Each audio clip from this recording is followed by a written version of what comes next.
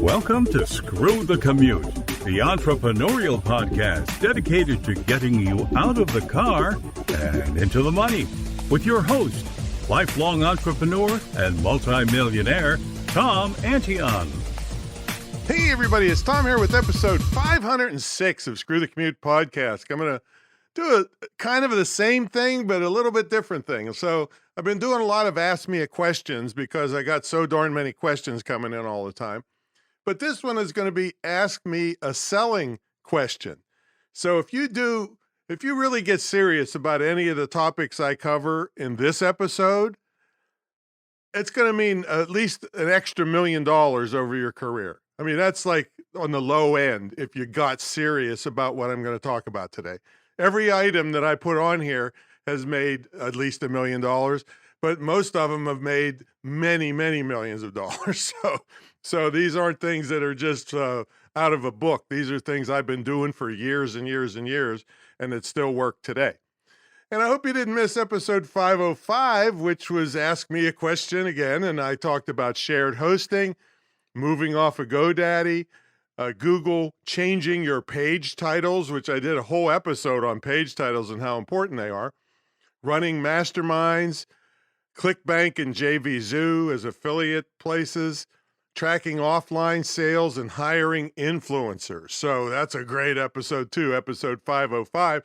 Anytime you want to get to a back episode, you put screwthecommute.com/ and then the episode number. That was 505. Now, how'd you like me to send you big affiliate checks or PayPal or however else you want to get the money? Okay, I don't really care. Email me at tom@screwthecommute.com and I'll give you details on how you can be in my referral program. And I've been doing this for many, many years, sending money to people that send me business. And you never get any returns or bitched at because of referring me, because I take care of my customers. That's the way I roll and my reputation. So feel free to get in that program and you can make some good money doing it. I mean, some of the referrals are up to $5,000 or more. Okay, so this is pretty serious stuff. All right, make sure you pick up a copy of my automation ebook. I've been hammering this for 500 episodes. You need to do this. You need to work faster using these cheap and free, inexpensive tools already on your computer or inexpensive programs that automate all kinds of stuff for you. The benefits are enormous. The time savings and the speed to take care of customers makes them spend more money, and you can get money out of people that never spend any money because you get back to them faster than your competitors. See, so download that at screwthecommute.com/automate free, screwthecommute.com/automate free. And while you're at it, pick up a copy of our podcast app at screwthecommute.com/app. That's APP, where you can put us on your cell phone and tablet and take us with you on the road. All right, we're still doing our pilot program to help persons with disabilities in my school. Love to have your help. It'll be something you can be really proud of. We're really changing these people's lives for the better, where we're going to put 5 people through my school, get them either hired or starting their own business or both.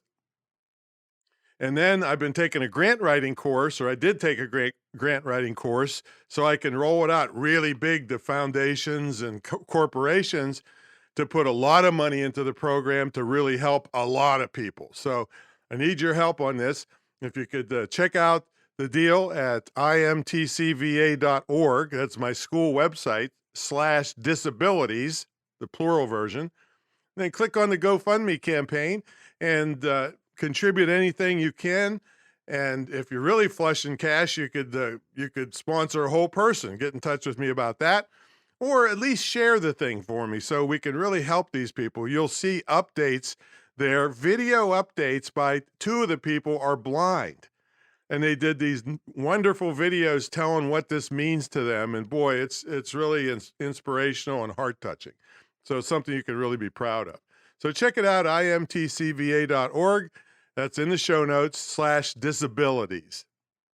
All right, let's get to the main event. This is Ask Me a Selling Question. And so the first question, I've collected these and lumped them into this one episode. Tips on selling on a webinar. Well, I've made a fortune selling on a webinar, and there's a lot of little nuances to it. In fact, you should listen and watch a lot of my webinars and take close notes just on the techniques used during the webinar, not necessarily, buying the product, which I don't know. I might accept your money if you did. I have to think about it.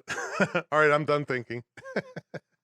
But anyway, if you go to tomantionwebinars.com, there's quite a few of them there. The first one is not a selling webinar. It's telling you about how to not get scammed at seminars. But most of them are selling webinars, and I want you to really, if you're really serious about making money with this, with webinars, you should watch them. But anyway, I'll give you a few tips here. One of the things we do is we tell people right up front that there's going to be an offer at the end. So we are already showing people we're transparent. We're doing this. We're going to give them great value, but there's going to be an offer if they'd like to go deeper. And so people appreciate that. They, most of them, just sneak up on you, and then at the end they hammer you to the death to buy.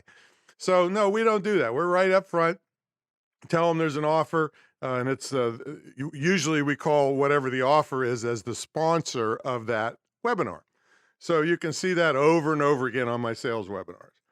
Then we make an incentive for them to stay to the end. Like, for instance, I say, if you stay to the end, I'm going to give you 5 super bonus tips. And then maybe I give them 10.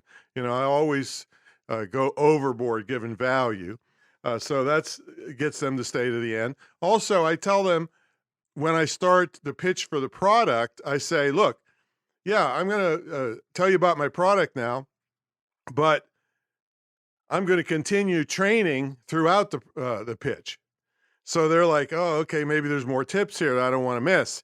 So then they listen to the pitch, and I come through. I give them more tips as I'm going through. So then before that, I've made an incentive for them to actually show up for the webinar. So I might give a free ebook, a $27 value for everybody that shows up for 5 minutes early, and it won't be on the replay. So that gets a higher show up rate. In fact, I wrote a whole book on how to get more people to show up for your webinars, and I don't have the link to it handy here. Maybe we'll find it and put it in the show notes for you. So that's important. Then you give great value so that even if they don't buy, they still got great value. And this is so important because the next time you promote a seminar, maybe they got paid that day, and they thought, oh, I'm going to get on this because that guy really is good, or that woman is really good.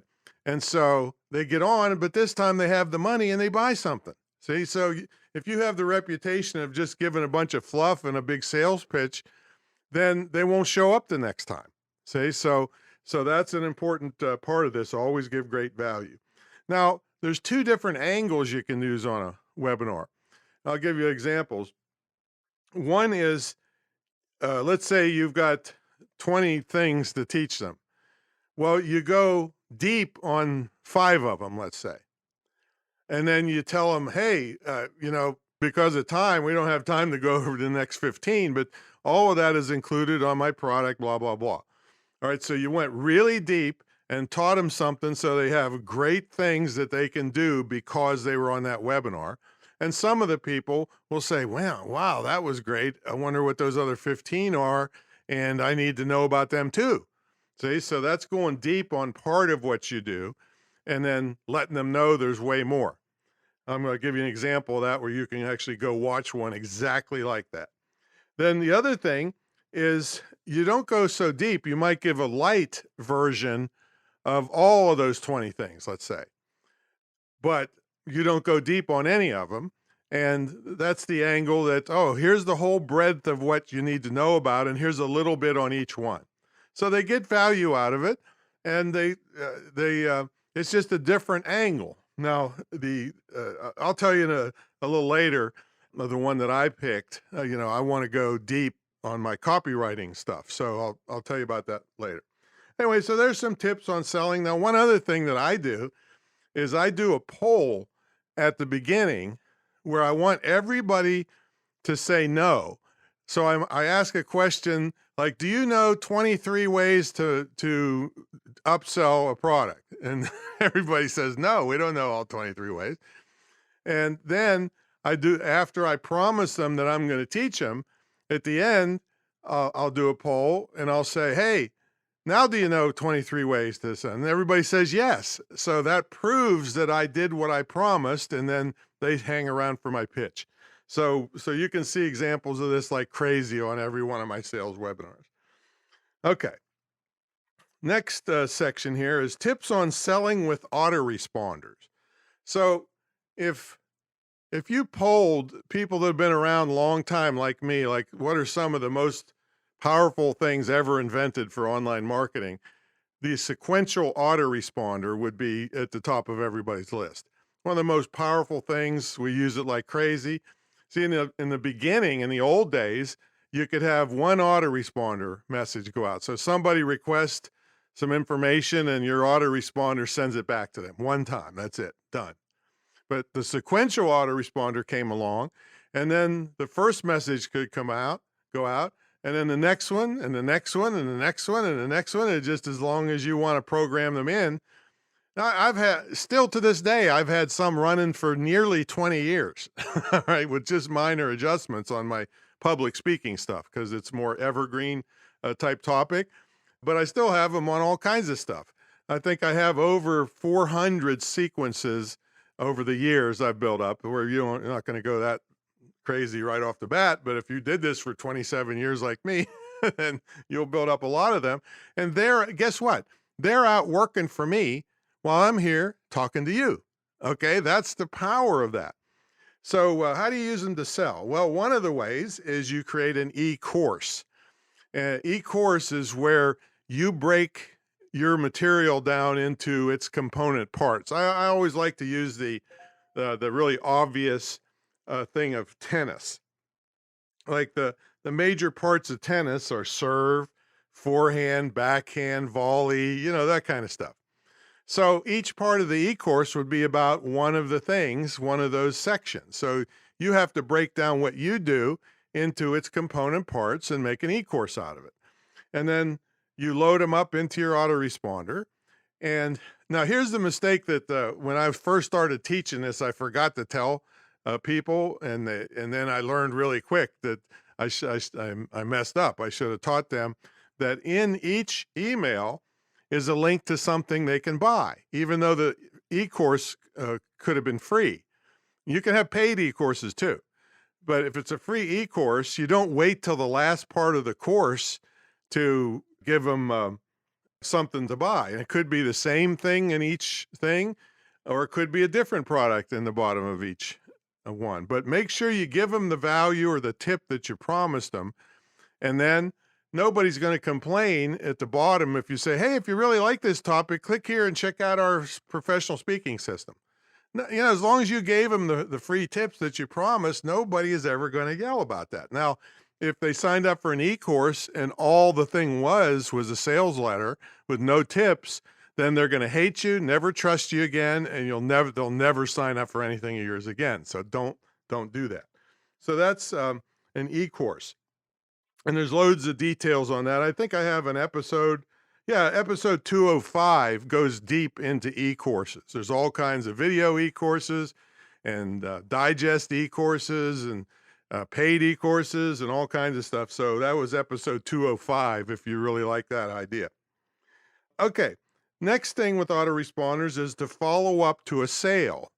So somebody has just purchased something from you, and that triggers an autoresponder. By the way, if you didn't know, a broadcast email is something where you decide when you want to send it out and send it out. An autoresponder is always triggered by somebody else. And the trigger could be an opt-in for a freebie or a sale, or the two major ones that trigger autoresponders. So if somebody bought something, you have created an autoresponder series that checks to make sure they got their product and gives them your customer service stuff. See, I want to make sure people get used to getting emails from me that help them. That way, when I go to sell them something, they're more lenient. They just don't unsubscribe because all they get is sales letters. See? So give them some tips. And then one of the best ways is to put a coupon code in one of their follow-ups that says, hey, because you bought so-and-so, we got this discount on this other thing that's perfect to go along with so-and-so. And so people love discounts and coupons and stuff like that for deals. So that's one of the major ways we sell as a follow-up to a sale. Now, a follow-up to an opt-in. So in other words, they didn't spend any money, but they opted in to get one of your freebies or lead magnets, ethical bribes, what, all that stuff. Now, your lead magnet should include links to stuff they can buy. And the follow-up series, just like after the sale, should give them some kind of sale or coupon code or thanks for subscribing. Here's a coupon code, good for so long. That's urgency. And so all this stuff is running automatically while you're doing something else if you would just take the time to set it up. Now, we use Kickstart Cart for over 20 years now. I'm pretty sure one of the executives slipped and said I was the biggest reseller in the world because we give unlimited free one-on-one tutoring to teach you how to do all this stuff if you have the cart. See, so kickstartcart.com, you can get a 30-day free trial, and it has all these things that are necessary to sell, and it's a third of the price of the nearest competitor that doesn't even have a lot of this stuff. Some of the competitors have more than this, a little bit more than this, but you have to have a team of geeks to operate it. I had one lady come to me, she was spending $4,000 a month for a part-time person just to operate her shopping cart. That was 3 times more expensive than this one. Right, so it's just crazy. All right. So that's selling with autoresponders. All right, now next is tips for upselling. We coined that, do you want fries with that? And that's a major revenue generator for most businesses, just adding on to what you've already decided to purchase. And that's what the deal is with upselling. The person made a purchase decision. It's not offering them 10 things at once and picking from one of them. That just confuses people. They made a purchase decision, and then once that decision is a done deal, that's when you offer them something else. And I mean, it's just an enormous amount of extra money. For me, if you see me selling things, unless it's a big high ticket product where I don't want to nickel and dime them after they've spent a lot of money, 30 to 50% of the people go for the upsells, which I always include. And I'm going to give you a kind of a formula on how to set up an upsell to make sure that you get that 30 to 50%. But there's 2 kinds of upsells. One is the point of purchase. That's what we're going to talk about today. And the after the sale upsell is just what I told you in the autoresponders.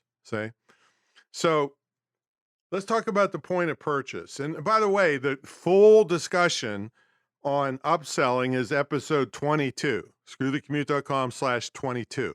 And I got to tell you, it can make you a fortune extra if you do this properly.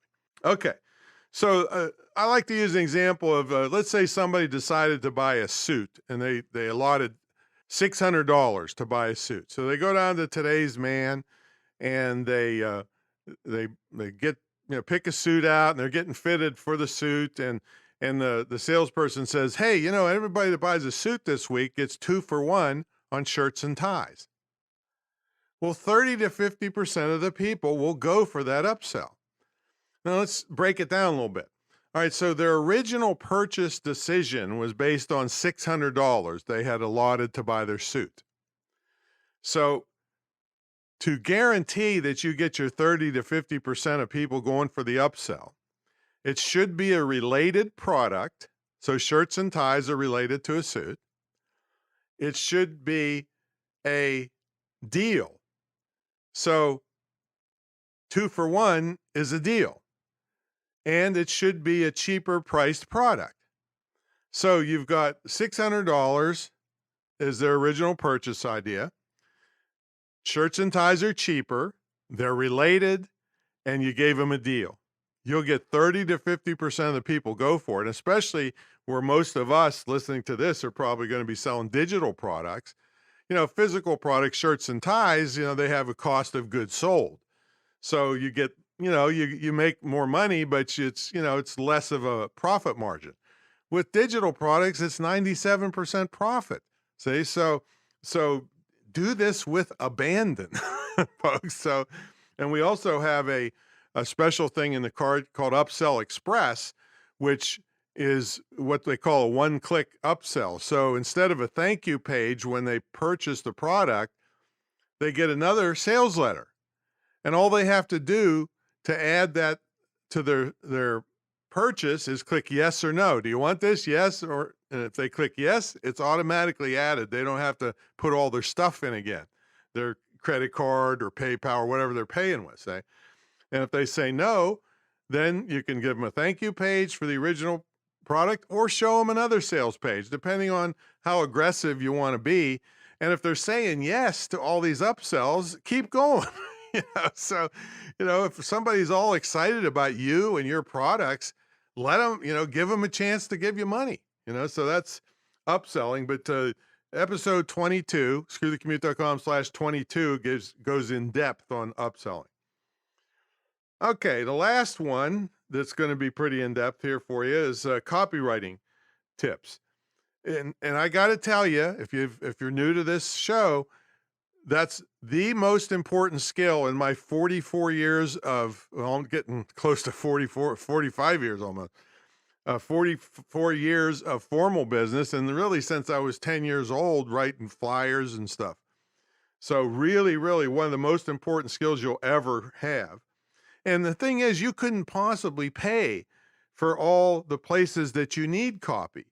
It's everywhere in short ads, long ads, flyers, postcards, blog postings. See, once you learn these copywriting techniques, they kind of infiltrate all your writing so that you're writing an article, but there's embedded stuff in there that make people want to buy stuff without it being a sales letter. See? So really, really powerful stuff here. And if you don't learn this, you're going to be delayed significantly every time you need copy. And you're going to pay a fortune for it. So it's just crazy not to take the time to get this skill. Now, I've got a free webinar with 5 critical copywriting tips from my course, copywriting901.com, and there'll be a link in the show notes to the webinar. And this webinar is, I mentioned this earlier, is a perfect example of the angle that I'm going deep on 5 critical copywriting techniques, but I let you know there's 26 more you need to know about.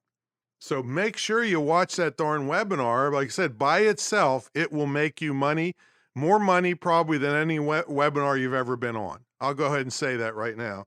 And I also, if it doesn't, I'm guaranteeing you, I will give you 5 times your investment in that free webinar. So who's going to give you that kind of guarantee, right? It's Tom, because I'm a giver, So right now I'm going to give you the light version of those 5 things. And I'm telling you, no matter where you learn it, you better darn well learn these 5 and the other 26 more. All right. So the first one is called the Zygarnik principle. Zygarnik was a Russian psychiatrist, psychologist, so it was a female. Bluma is their first name. And she uncovered the principle of the human mind, that the human mind cannot stand unfulfilled curiosity. And this technique I used I won't say hundreds, thousands of times to make you want to click, because your mind can't stand the fact that you don't know what I'm talking about. So an example would be, one of my big ones was, boy, did I get in trouble. That was the subject line to an email. And using this in the subject line gets you more open, a higher open rate. And then inside, I might have said something, I can't remember, like the one I did around Valentine's Day. So I said, man, my back is killing me. Whenever I have to sleep on the couch because I screw up with my girlfriend, it's terrible, terrible, terrible. Click here to see what the stupid thing I did on Valentine's Day. So people were like, first of all, they opened it like crazy because boy, did I get in trouble. They say, what did Tom do now? How did he get in trouble? And then inside, okay, they're picturing, the old thing of a guy having to sleep on the couch when he messes up for his girlfriend, you know? And so, but they don't know what I did exactly. So they had to click through to see what I did.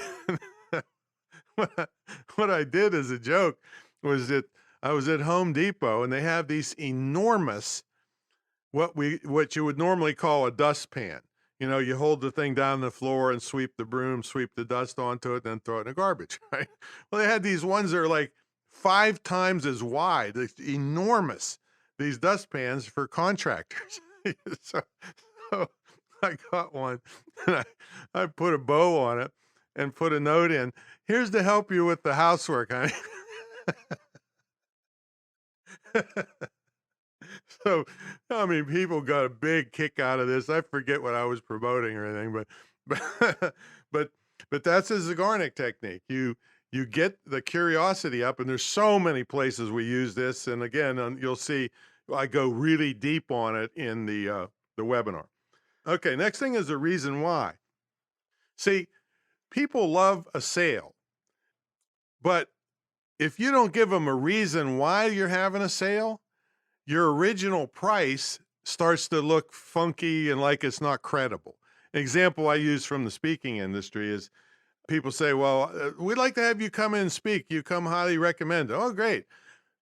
And what's your fee? Well, it's $20,000. Well, we only have 1,500. I'll take it.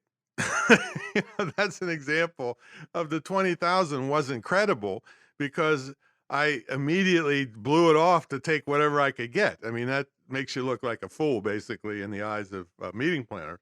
But here's the thing. Let's say I said 20,000 and they said, well, we only have 1,500. I'm sorry to bother you. I said, well, wait a minute. Let's talk about it. How many people you got? Well, there'll be 350 entrepreneurs there. Aha, entrepreneurs, target market for me. Well, I'll tell you what, this happens to me frequently. If I'm able to sell my product at the back of the room, then, and also get the database of people so I can follow up, I'd be willing to do it for 1,500. In fact, if I sell so much, I won't even charge you the 1,500. Right? So now they're thinking, oh man, this is reasonable. He can make his money from the people in the crowd, doesn't have to charge us as much, and we get this great speaker. See? But if I'd have just, gone from 20,000 to 1,500, I'll take it. All of a sudden they'd say, oh man, he must not be as good as they're saying. Why would he do that? So that's a reason why. You got to give people a reason why you're going to discount. Only exception to this is when the whole world is expecting a discount. And when would that be? President's Day, 4th of July, Black Friday, or, all these places that everybody's expecting big sales, or you don't have to do the reason why, but other times you do. Okay, next one is scare tactics. Now, this sounds mean and rotten, and it can be mean and rotten. I mean, you can use these techniques for good or bad, but I always use them for good, and if I find somebody using them for bad, I usually go after them I got a TV show in development called Scam Brigade. Check it out at scambrigade.com. But anyway, to me, a scare tactic is that I want the audience to know, or the reader, or whoever, the listener, whatever, to know that there's consequences to not knowing what I know or not having what I have. And one of the examples I saw, I was watching this infomercial, and the entire commercial was people, broken legs, crutches, laying down in their front yard on top of their sidewalk with a ladder laying on top of them. And the whole thing was to promote this piece of aluminum. It looked like a giant candy cane. It had a little hook at the top. Well, what it was is it's something you put on the end of your garden hose and you can stand on the ground and clean your gutters out. But the entire commercial was based on scaring you of the consequences of getting up on the ladder and trying to clean your gutters. All right. So think of it like that. It's the consequences. It's not mean. It's the consequences of not having your product or not knowing what you know. That's a scare tactic. Okay, features and benefits. Like I said, all 5 of these I go deep into with all kinds of examples on the webinar. So the next one is features and benefits. Most people mess up and just put the features, and I've done it myself in the early days, the features of their product, but not the benefits to the person that gets the product. So basically, a feature is what the product is. A benefit is what the product does for you. If you're going to mess up on the, forget the features and just put the benefits, all right? But don't mess up, put both of them. So a feature, let's say, might be for an ebook is, let's say you're selling an ebook and it's immediately downloadable. So you say immediately downloadable ebook. Okay. So that's the feature. It's an ebook, but the benefit of that is you'll be reading and learning about your topic in 5 minutes or less. So feature, downloadable ebook. Benefit, you'll be reading it really fast. With no shipping, you can throw in no shipping, no handling. You can carry it with you on your cell phone, tablet. Those are all benefits of it, see? So you must clearly define the features and benefits of your product. And if you can't do it, how do you expect other people to do it, see? So that's features and benefits. And on the webinar, I got a way that I was taught over 20 years ago that I use over and over and over again to display the features and benefits in a certain way. And it's very easy for you to do, doesn't take a lot of thought. You know, a lot of these things are very easy because when I think of fiction writers, their minds have to be like steel traps. They have to characters and character development and plot. And it's, you know, I don't have that kind of mind. But simply putting together features and benefits and telling people about them, they don't even have to be in the same order. They could be in any order. It doesn't matter. So it's way easier if you just learn the techniques than any kind of, you know, creative writing. I'm not saying that good sales letters can't be creative. I'm just saying that you can do this. I've only failed one time in 23 years, and the guy was virtually illiterate. Right? So I don't even know how I let him in the program.